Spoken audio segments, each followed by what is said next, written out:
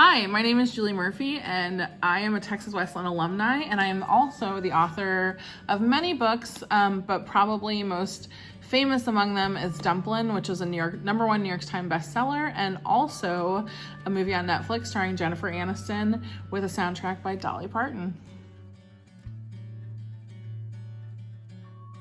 I just want to say a big thank you to all my family and friends at Texas Wesleyan for reading Dumplin. Go Rams!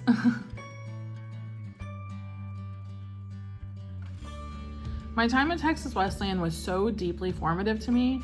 I went to school for political science, which has nothing to do with what I'm actually working in right now, but it was my major, and the people that I worked with and everything I learned felt so universally applicable. I feel like I could have majored in anything and it still would have meant so much to me.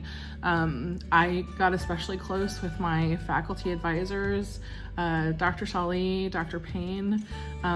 They are like family to me. They were at my wedding. So I remember my time at Texas Wesleyan and the connections that I made, and those are connections that have served me and lasted for the long haul.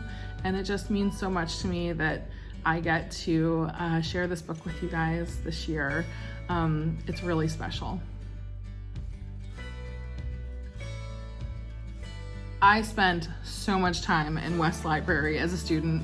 I was there usually in the mornings right when they were opening.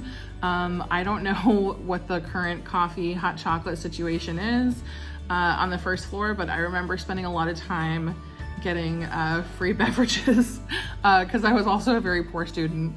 But I especially loved spending time and studying on those upper floors where it was just so nice and quiet, and I felt at peace. As much at peace as you could possibly feel with deadlines and finals and papers looming over your head.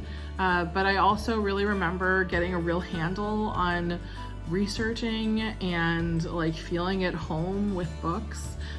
When I left Texas Wesleyan, I went on to work in libraries before pursuing life as an author. So the West Library is definitely a special place for me. I think it's one of the first places where I really started to wonder what it might be like to go to a library and never have to leave and always get to work there.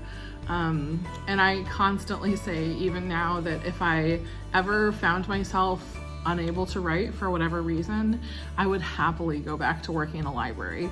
Whether that meant that I was working in public libraries or a university library, or even as a legal librarian, maybe using my political science degree one day, I would be more than happy to. I admit that I had to Google crayon colors because I didn't know very many off the top of my head, but I think I found my favorite. And it's called macaroni and cheese, because what's better than a crayon that you can not only color with but also eat? I mean, not actually eat the crayon, but like, you know, its namesake. So yeah, I'm gonna go with mac and cheese on this one.